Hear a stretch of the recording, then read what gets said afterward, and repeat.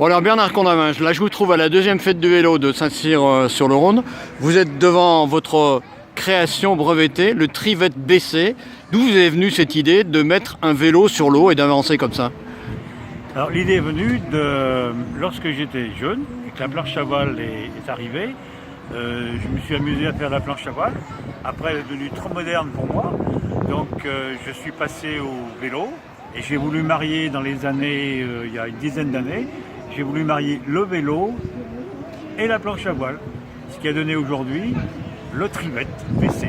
Vous vous déplacez d'ailleurs toujours sur l'eau puisque vous êtes un pratiquant d'aviron?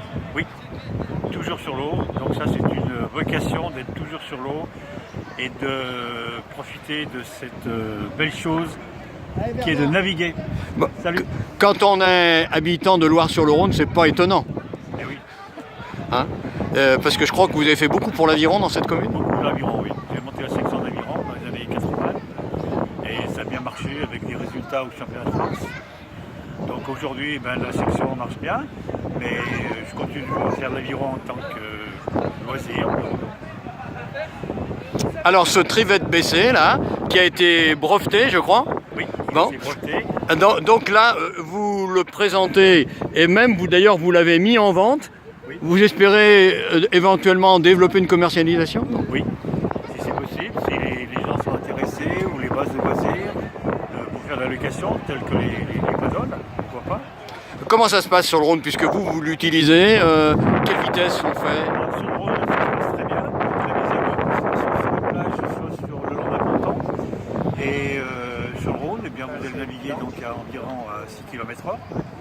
Donc vous allez descendre un peu plus vite que vous allez remonter.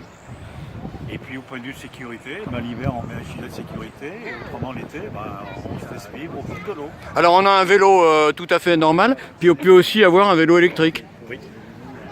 Et là on va un petit peu plus vite. Voilà, donc au vélo normal vous serez en moyenne à 6 km/h et en électrique vous aurez des pointes à 12 km/h en fonction de... Alors en deux mots, vous allez appuyer sur les pédales, puis on va regarder ce qui se passe de l'autre côté là. Quand on appuie sur les pédales, eh bien... Donc lorsque vous appuyez sur les pédales, vous faites tourner l'hélice. Et lorsque vous tournez le guidon, vous faites tourner le gouvernail à l'arrière. Les gars de Messier, moi je ne veux pas les voir ici. Alors, oui, Bon.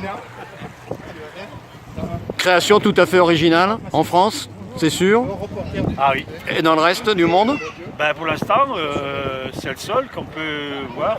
Sur Internet, on trouve quelques vélos sur l'eau, mais pas dans cette dimension.